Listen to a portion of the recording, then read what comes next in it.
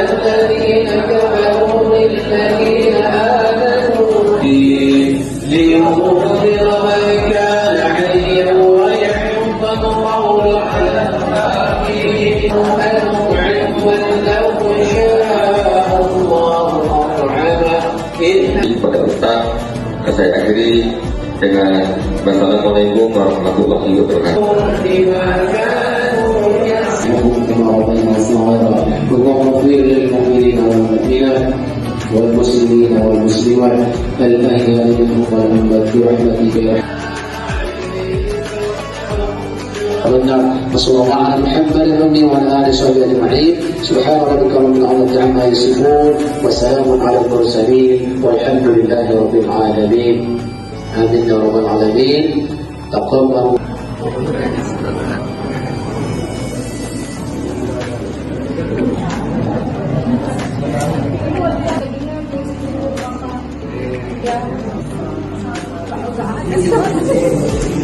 Satu, dua, tiga.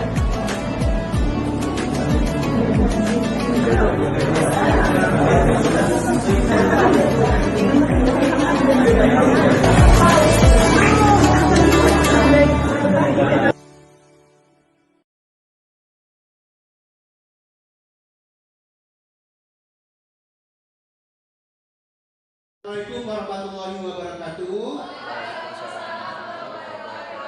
Selamat pagi bapak-bapak, ibu-ibu semuanya. Apa kabar? Ya, baiklah. Saya di sini sebagai calon guru penggerak angkatan 8 dari SMA 1 Pesisir Tengah akan mensosialisasikan gimana tentang budaya positif. Ya. Salawat serta salam kita limpahkan kepada junjungan kita Nabi besar Muhammad SAW, karena berkat beliaunya kita masih diberikan nikmat iman, nikmat sehat yang luar biasa, sehingga kita bisa berkumpul bersama-sama di hari ini dalam langkah sosialisasi tentang budaya positif. Untuk itu, untuk yang pertama kali akan ada sambutan dari kepala sekolah kita yang akan diwakili oleh Bapak Fahrudin SPG. Kepada beliau dipersilakan. Terima kasih. Assalamualaikum warahmatullahi wabarakatuh. Sebelumnya kami mohon maaf itu untuk mewakili dari Bapak pimpinan kita, yaitu Kepala Sekolah Desa Pesisir Tengah Lui. Assalamualaikum warahmatullahi wabarakatuh. Mudah-mudahan kita semua diberi kesehatan, keselamatan, sehingga kita bisa menjalankan tugas sebagai manusia. Selawat dan salam kami sanjungkan kepada Nabi Muhammad Rasulullah SAW. Untuk itu di sini kita mengharap untuk rekan-rekan sejawat untuk mendukung, yaitu untuk calon guru penggerak, yaitu Bapak Medi Yusri SSI, yaitu calon SMA Negeri Pesisir Tengah. Untuk itu di sini akan dipaparkan oleh Bapak Medi nanti, yaitu membudayakan budaya positif terhadap anak-anak didik kita. Jadi kami mengharap dukungannya kalian semua, ya nanti rekan-rekan bisa menyusul sehingga guru SMA Negeri semua nanti akan menjadi calon guru penggerak, karena nanti akan semua akan implementasi kepada kurikulum merdeka. Maka dari itu kami minta dukungan semua dari rekan-rekan untuk mendukung Bapak Medi Yusri, mudah-mudahan lolos menjadi guru penggerak. Mungkin yang kami harapkan dari Bapak Medi nanti dalam implementasi ini bisa kita paparkan untuk guru-guru kita semua, sehingga yang lainnya akan menyusul. Mungkin ini saja yang bisa kami sampaikan. Terima kasih. Assalamualaikum warahmatullahi wabarakatuh. Waalaikumsalam warahmatullahi wabarakatuh. Terima kasih Bapak Fahrudin yang telah menyampaikan sambutannya mewakili Kepala Sekolah SMA Negeri 1 Pesisir Tengah. Selanjutnya Bapak Ibu, saya akan mencoba berbagi praktik baik dengan Bapak Ibu semuanya, ya, berbagi supaya ilmu tidak saya pendam sendiri. Apa yang sudah saya dapat dari kegiatan pendidikan guru penggerak selama 1 bulan ini, Bapak Ibu semuanya. Di sini saya berdiri di sini bukan maksudnya mau menggurui atau lebih pintar seperti itu ya. Mungkin Bapak Ibu guru semuanya jauh lebih baik dari saya, karena di sini sifatnya hanya sharing ya Bapak Ibu semuanya, sharing bagi kita bagaimana kita menghadapi era yang kurikulum Merdeka Belajar ini, seperti itu ya. Seperti apa langkah kita sebagai guru yang baik untuk menjadi panutan bagi peserta didik kita, seperti itu. Terutama di sini kesempatan baik karena ini ajaran baru Bapak Ibu semuanya ya. Baiklah, saya akan mencoba mempresentasikan tentang budaya positif. Ya, budaya positif, seperti apa sih budaya positif di sekolah kita, seperti itu ya. Sebelum kita melanjutkan budaya positif, adapun tujuan pendidikan. Tujuan pendidikan kita seperti apa sih sebenarnya kurikulum Merdeka ini? Menurut Ki Hajar Dewantara, tujuan pendidikan adalah menuntun segala kodrat yang ada pada anak-anak agar mereka dapat mencapai keselamatan dan kebahagiaan. Ya, yang setinggi-tingginya baik sebagai manusia maupun sebagai anggota masyarakat. Itu tujuan utama dari pendidikan kita Bapak Ibu semuanya. Ya. Oleh karena sebab itu pendidikan itu hanya dapat menuntun, pendidik hanya dapat menuntun ya, tumbuh atau hidupnya kekuatan kodrat pada anak agar dapat memperbaiki lakunya, bukan dasarnya. Ya, lakunya bukan dasarnya Bapak Ibu semuanya ya, seperti itu. Jadi di sini pendidik dia sebagai penuntun. Ada yang tahu apa sih menuntun seperti apa sih Bu? Bapak Ibu semuanya, penuntun itu seperti apa? Ada yang tahu? Mengarahkan, mungkin sekali Bu Erna, mengarahkan ya. Menuntun itu sama dengan mengarahkan. Kita hanya mengarahkan, ya. Bukan kita membentuk anak tersebut menjadi A atau B. Bukan seperti itu. Kita hanya mengarahkan. Seperti yang dikatakan menuntun tumbuh atau hidupnya kekuatan kodrat pada anak agar dapat memperbaiki lakunya atau dasarnya. Anak-anak tersebut, ya anak-anak kita ini bukan kertas kosong yang kita mau isi. Ya, jadi jangan salah, jangan kalah persepsi Bapak Ibu semuanya. Anak-anak itu bukan kertas kosong yang kita mau jadikan A atau B. Seperti itu. Anak-anak itu seperti kertas-kertas yang sudah ada tulisannya tapi masih buram. Kita hanya menebalkan. Ya, sifat kita guru itu hanya menebalkan dari proses yang ada pada anak. Ya, kita hanya menebalkan aja yang ada pada anak. Dasarnya mereka sudah ada, cita-cita mereka sudah ada. Nah, itu yang maksud dari proses menuntun. Misalnya dia mau jadi dokter, misalnya ya Bapak Ibu ya, cita-citanya mau jadi dokter. Dokter yang seperti apa yang akan kita inginkan? Itu tugas guru. Ya, tugas seorang pendidik ini jadi dokter apa? Dokter yang seperti apa yang kita harapkan? Ya, seperti itu. Misalnya dokter yang mengayomi masyarakat, dokter yang artinya dokter yang mau terjun ke masyarakat, bukan dokter yang hanya uang dan uang. Seperti itu. Nah, itu tugas kita sebagai pendidik seperti itu. Ya, itu tujuan pendidikan. Nah, kemudian budaya positif. Nah, budaya positif di sini, Bapak Ibu, kita mungkin di sekolah kita sudah ada ya budaya positif. Sudah ada belum Bapak Ibu semuanya budaya positif di sekolah kita? Sudah ya. Seperti misalnya kita ketika anak-anak masuk gerbang pada pagi hari kita menyambut dengan salam apa namanya? Senyum sapa salam. Sapa ya seperti itu. Salam. Kemudian kita di kelas juga itu merupakan budaya positif Bapak Ibu ya. Di kelas kita mulai dengan berdoa, diakhiri dengan berdoa, itu termasuk budaya positif. Kemudian ada lagi misalnya memperingati Hari-Hari Besar Nasional. Nah, itu merupakan contoh dari budaya positif yang sudah kita terapkan di sekolah kita. Ya, nah seperti itu yang disebut dengan budaya positif. Budaya positif di sekolah yaitu nilai dan kebiasaan di sekolah yang berpihak pada murid agar mereka dapat berkembang menjadi pribadi yang kritis, ya, penuh hormat dan bertanggung jawab sesuai dengan profil pelajar Pancasila. Jadi semuanya akan bermuara di profil pelajar Pancasila Bapak Ibu semuanya ya. Tujuan dari pendidikan kita saat ini adalah muaranya di profil pelajar Pancasila. Yang pertama profil Pancasila itu yang pertama yaitu ketuhanan yang Maha Esa dan berakhlak baik. Yang kedua berpendidikan global.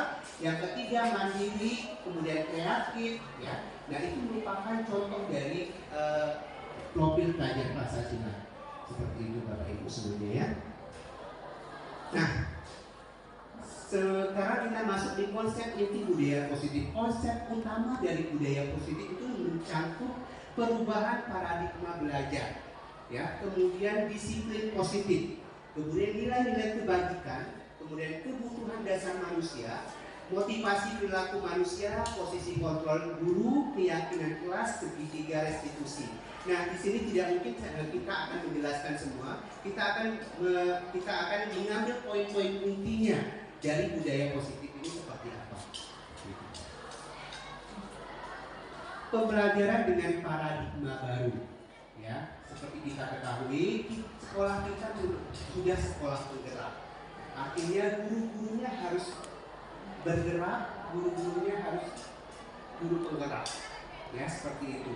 Ini untuk memotivasi kita semuanya, bagaimana caranya kita sebagai guru yang sekolahnya sudah sekolah penggerak, kita harus tahu pembelajaran dengan paradigma baru. Pembelajaran dengan paradigma baru merupakan pembelajaran yang dirancang berdasarkan prinsip pembelajaran berdiferensiasi, sehingga peserta didik belajar sesuai dengan kebutuhan berdasarkan tahap perkembangan sesuai teori psikologi modern untuk mewujudkan profil pelajar Pancasila, Bapak Ibu. Nah, kemudian ada miskonsepsi tentang teori kontrol. Yang pertama, ilusi guru mengontrol murid. Boleh nggak sih kita mengontrol murid kita? Boleh ya, tapi bolehnya itu dari segi apa dulu? Ya, kita boleh mengontrol murid kita, Bapak Ibu semuanya, agar lakunya menjadi lebih baik dan apa yang kita akan inginkan. Kemudian apa dari tujuan proses pembelajaran kita. Yang kedua, ilusi bahwa kritik dan membuat orang merasa bersalah dapat menguatkan karakter. Betul tidak itu, Bapak Ibu? Kita selalu merasa bersalah ketika anak kita melakukan suatu perbuatan yang kita tidak inginkan. Ya, seperti itu. Ya, kemudian ilusi bahwa semua penguatan positif efektif dan bermanfaat. Belum tentu. Ya, semua penguatan efektif dan bermanfaat itu ada gunanya buat murid kita, seperti itu. Ya, kemudian ilusi bahwa orang dewasa memiliki hak. Oke, Bapak Ibu, kita lanjutkan materi kita yang yaitu mengenai motivasi perilaku manusia, Bapak Ibu. Jadi, Bapak Ibu semua, kenapa manusia itu termotivasi, ya? Baik murid ataupun guru itu perlu termotivasi. Yang pertama yaitu untuk menghindari ketidaknyamanan atau hukuman. Makanya murid atau kita sendiri sebagai manusia itu termotivasi karena untuk menghindari ketidaknyamanan, menghindari teguran dari atasan seperti itu ya. Nah, menghindari teguran dari guru sehingga murid harus mengerjakan tugas seperti itu. Itu maksud dari menghindari ketidaknyamanan atau hukuman. Kemudian yang kedua, untuk mendapatkan imbalan atau penghargaan dari orang lain. Nah, ini merupakan bentuk motivasi juga, ya. Mendapatkan imbalan, sesuatu yang mendapatkan imbalan, kita termotivasi, terpacu untuk melakukan hal tersebut. Nah, itu yang dimaksud dengan motivasi untuk mendapatkan imbalan atau penghargaan dari orang lain. Yang kemudian yang ketiga, untuk menjadi orang yang mereka inginkan dan menghargai dirinya sendiri dengan nilai-nilai yang mereka percaya. Nah, itu yang ketiga ya, seperti itu Bapak Ibu. Nah, kemudian dipisah dari Diana Gosen, Restitution School disiplin pada tahun 1998. Ada 3 bentuk konsekuensi ya. Yang pertama yaitu hukuman ya, Bapak Ibu ya. Pertama, hukuman. Seorang guru biasanya kita menghukum murid kita ya. Ini sebenarnya tidak boleh kita lakukan ya, menghukum. Kemudian ada yang disebut dengan konsekuensi. hukuman itu di bawah, konsekuensi itu di bawah hukuman Bapak Ibu ya. Kemudian yang terakhir itu restitusi.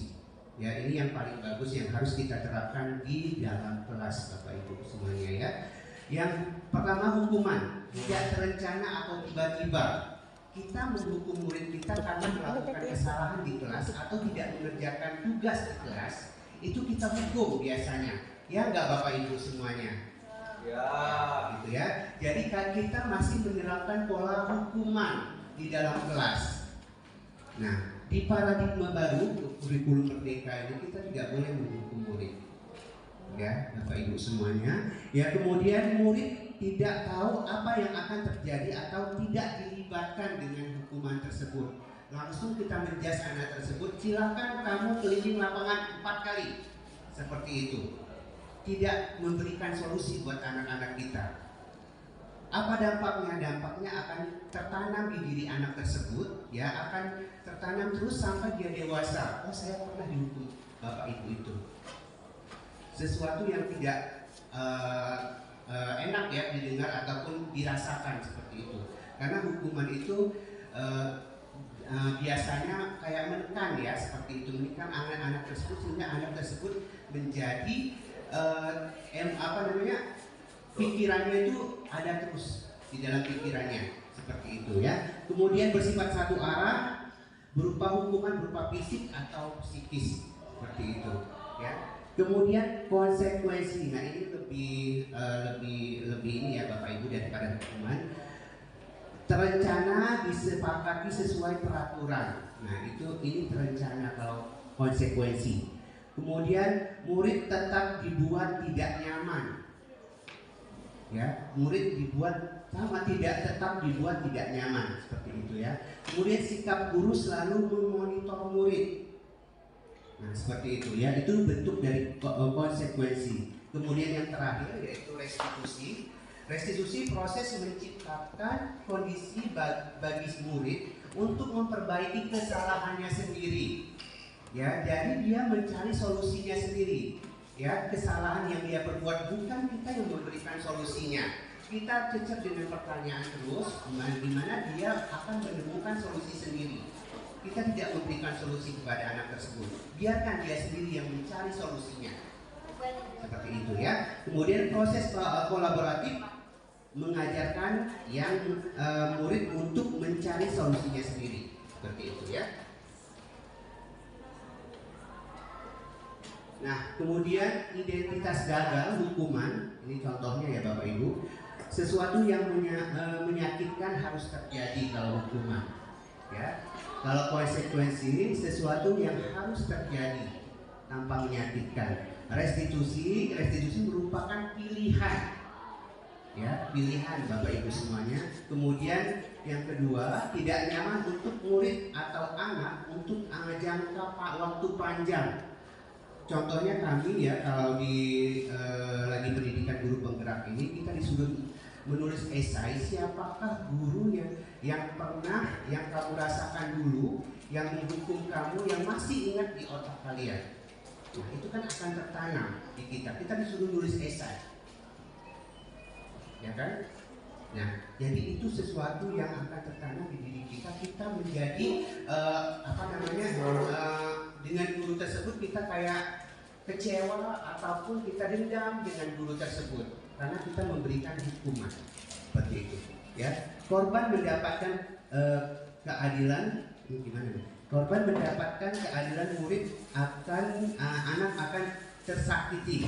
Kemudian perilaku pasif agresif meningkat, sistem tidak akan berjalan bila murid tidak takut.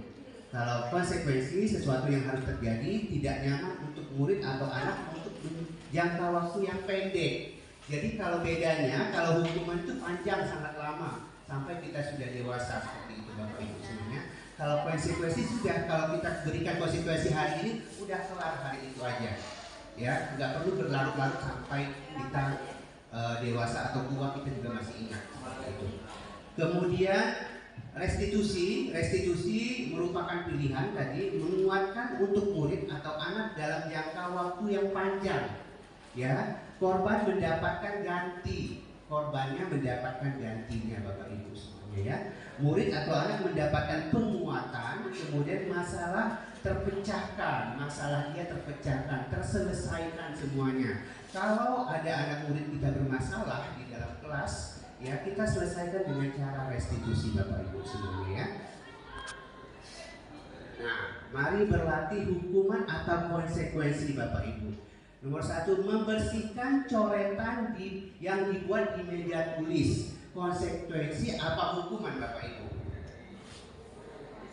Membersihkan coretan yang dibuatnya di meja tulis. Hukuman. Konsekuensi apa hukuman? Hukuman. Konsekuensi, betul ya. Yang kedua, murid diminta untuk push up 15 kali karena tidak menggunakan masker di sekolah.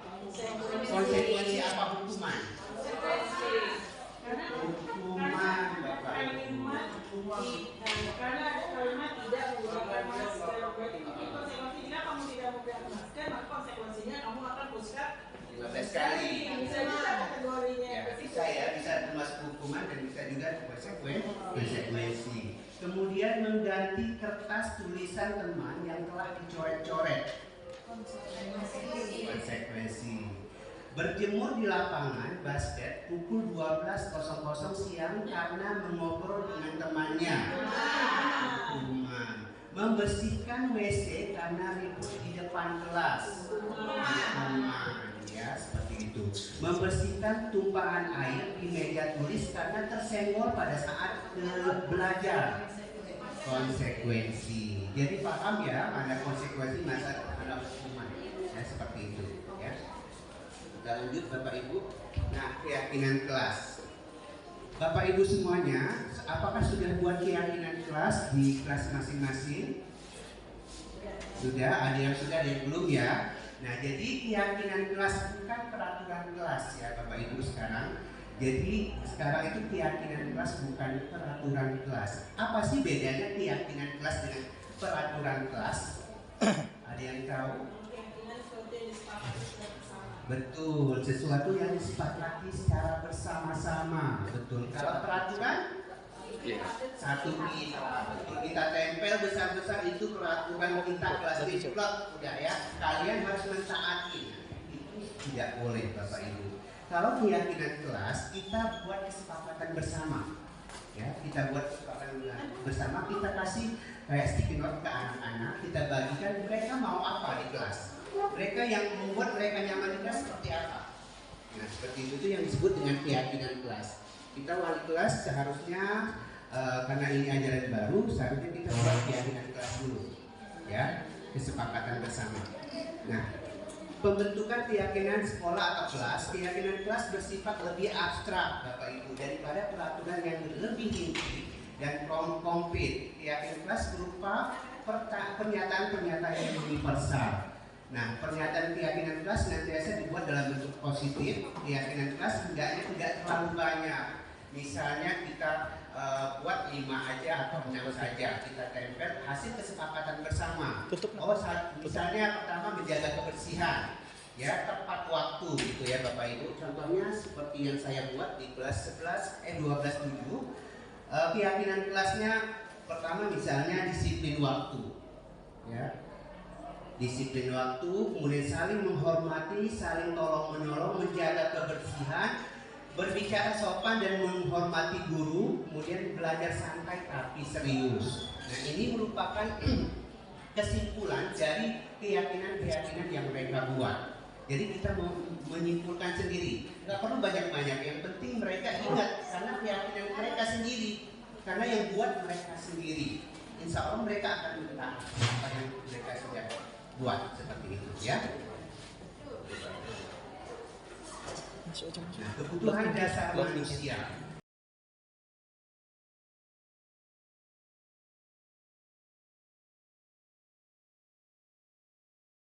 Anak semuanya, kita hari ini membuat keyakinan kelas sebelum kegiatan belajar mengajar kita mulai ya.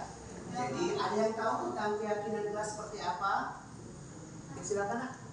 Keyakinan kelas adalah hasil musyawarah yang dilakukan oleh siswa-siswi untuk ditaati agar kelas menjadi lebih tertib. Ya, betul sekali. Ada lagi yang mau menambahkan? Silakan Nak. Aturan kelas. Aturan kelas.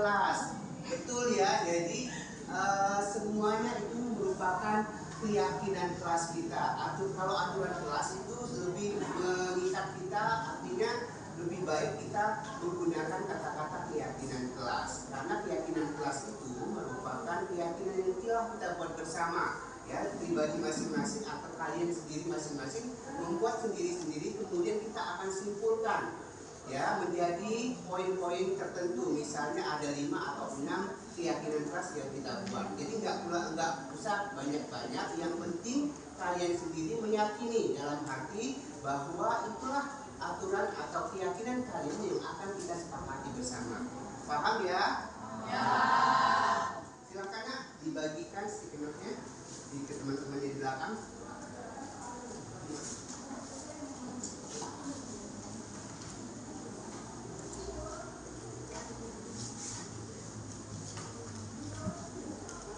Oke, sudah dibagikan.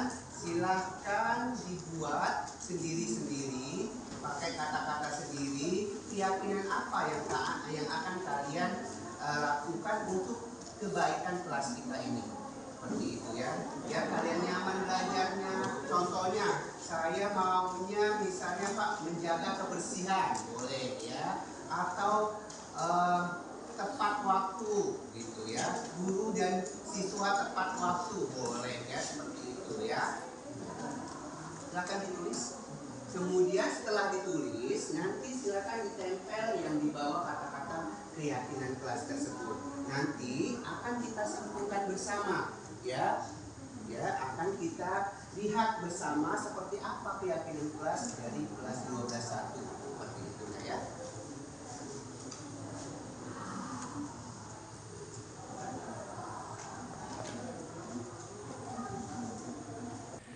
Oke, anak-anak semuanya sudah ditulis semua? Sekarang silakan dari sana ditempel di papan tulis keyakinan kelas seperti apa yang kalian harapkan.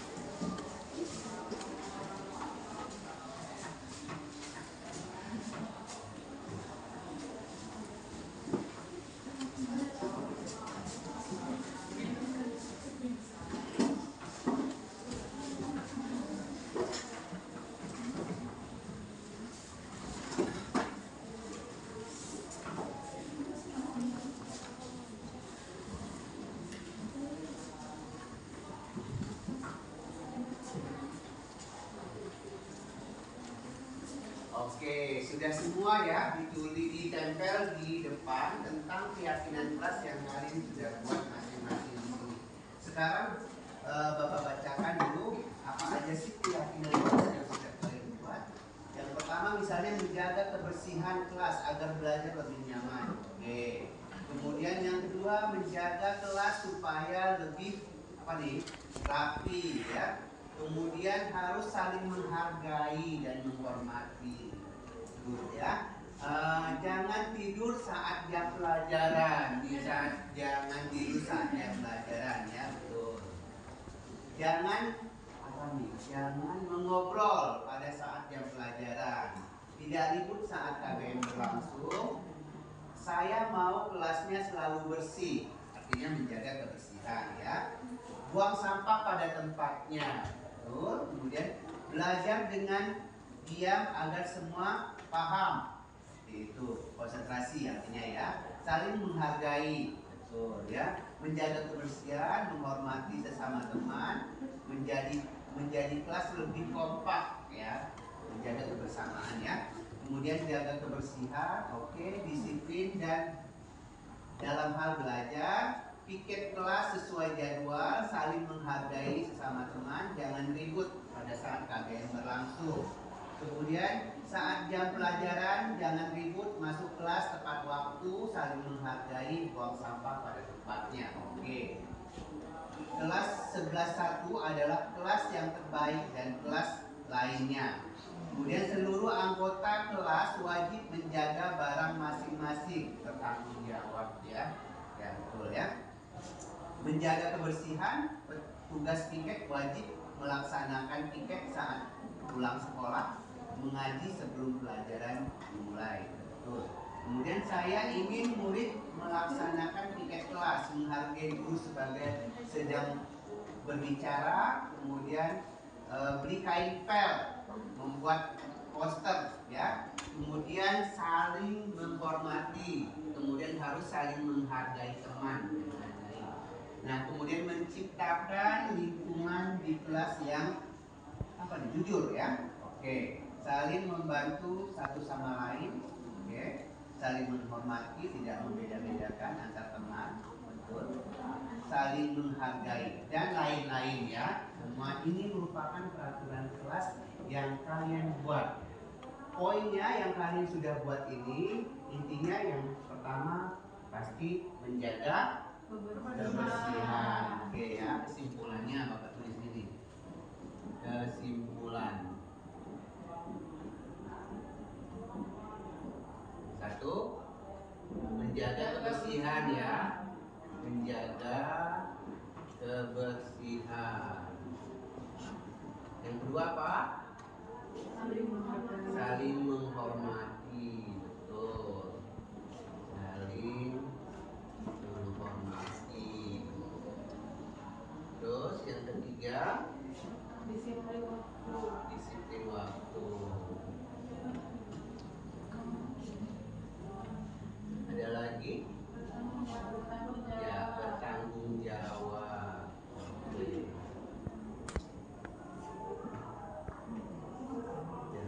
Ada lagi? Udah? Ada lagi? Enggak? Udah ya? Udah ya? Cukup 4 ini aja sudah cukup ya. Yang intinya kalian meyakini diri kalian bahwa kalian akan melaksanakan 4 poin ini. Ya? Paham ya? Ya. Nanti sekretarisnya silakan buat semacam poster atau karton, nanti ini dibuat seperti ini ya. Dibuat keyakinan, ditulis keyakinan kelasnya seperti itu. Nanti ditempel di depan. Oke? Paham semuanya? Paham. Oke ya, gitu. Ya, jadi itulah keyakinan kelas yang telah kita buat bersama-sama. Ya, silakan nanti dilaksanakan dengan baik-baik. Ya, oke. Dan ada pertanyaan? Jelas? Jelas. Oke, Bapak akhiri. Wassalamualaikum warahmatullahi wabarakatuh. Waalaikumsalam warahmatullahi wabarakatuh.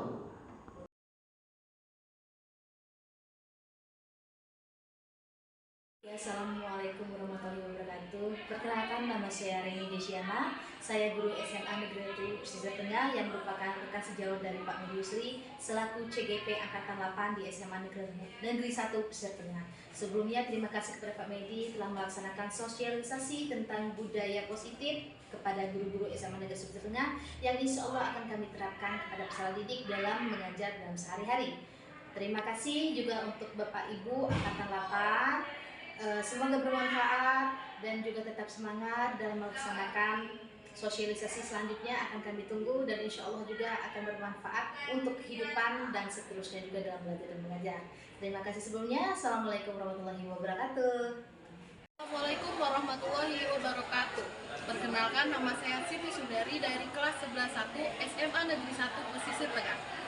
Saya mewakili teman-teman sekelas ingin mengucapkan terima kasih kepada Bapak Medi Yusri yang sudah menjadi wali kelas dan membuat keyakinan kelas di dalam kelas. Saya harap semoga kedepannya saya dan teman-teman sekelas dapat menjalankan keyakinan yang sudah kami buat dengan baik. Terima kasih. Wassalamualaikum warahmatullahi wabarakatuh.